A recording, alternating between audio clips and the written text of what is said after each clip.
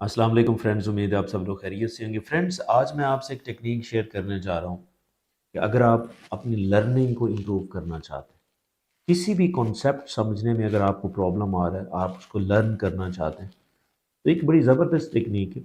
इसको Feynman technique भी बोलते हैं। और ये सबसे पहले एक नोबेल लॉरिएट रिचर्ड फाइनमैन, एक साइंटिस्ट थे, उन्होंने सबसे पहले इसको इंट्रोड्यूस करवाया।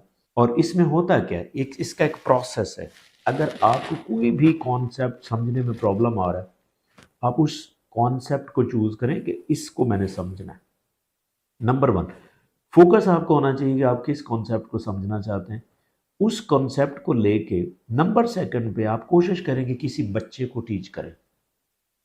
ऑब्वियसली जब आप किसी बच्चे को टीच करेंगे तो आप सिंपल वे में करेंगे, आपको करना पड़ेगा। क्योंकि जब आप एक सिंपल वे में करने की कोशिश करेंगे तो आपका माइंड उसको खुद पहले लर्न करने की कोशिश करता है, क्योंकि आप सिंपल होना चाहते हैं।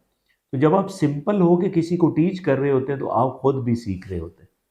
तो उसके बाद आपने क्या करना है, स्टिल स्टिल उसमें कुछ प्रॉब्लम हो सकते हैं, तो आपने क्या करना है, उसमें गैप फाइंड आउट करने हैं कि आपने बच्चे को पढ़ाने के बाद आपने देखना है कि कमी क्या रह गई। समटाइम हो सकता है बच्चा आपको बता रहा हो, लेकिन आपने खुद भी रिव्यू करना है कि आपने कमी क्या रहेगी। फिर आपने क्या करना है, आखिरी स्टेप आपने करना है, आपने कुछ बुलेट्स पॉइंट बनाने कि ये प्रॉब्लम्स थे जो मैं सही क्लैरिटी इसके ऊपर नहीं दे सका। जब आप वो वाले पॉइंट्स जब लिखेंगे, उसके ऊपर आपने एक स्टोरी बनानी है कि आपने उसको फिर कैसे डिलीवर करना है। तो अगर आप ये सारे प्रोसेस को एक स्टोरी की शक्ल भी दे देते तो ये भी आपके लिए बहुत अच्छा हो सकता है। इससे आप कॉन्सेप्ट ना सिर्फ टीच करेंगे बल्कि आप लर्न करेंगे। और इस तरह अगर आप लर्न करेंगे तो वो for longer period of time आपके जहन में वो कॉन्सेप्ट रहेगा, क्योंकि आपने अपनी लर्निंग जो थ्रू एक प्रोसीजर की, एक प्रोसेस के थ्रू आपने लर्निंग की और आपने उसको स्टोरी की शक्ल दी। तो जब भी आप लर्निंग के प्रोसेस को स्टोरी की शक्ल दे के याद करते हैं तो फिर वो शॉर्ट टर्म के लिए नहीं बल्कि लॉन्ग टर्म के लिए आपके जहन में वो कॉन्सेप्ट रहता है और आप भूलते नहीं हैं।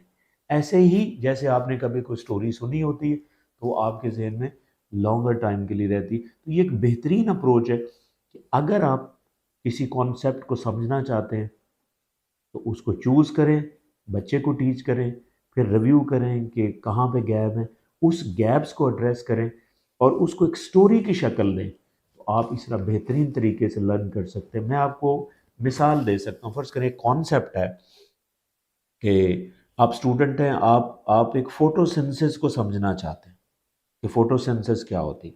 आपको समझ नहीं आ रहा। देखिए, आप उस कॉन्सेप्ट को उठाएं, आप बच्चे के सामने बैठ जाएं।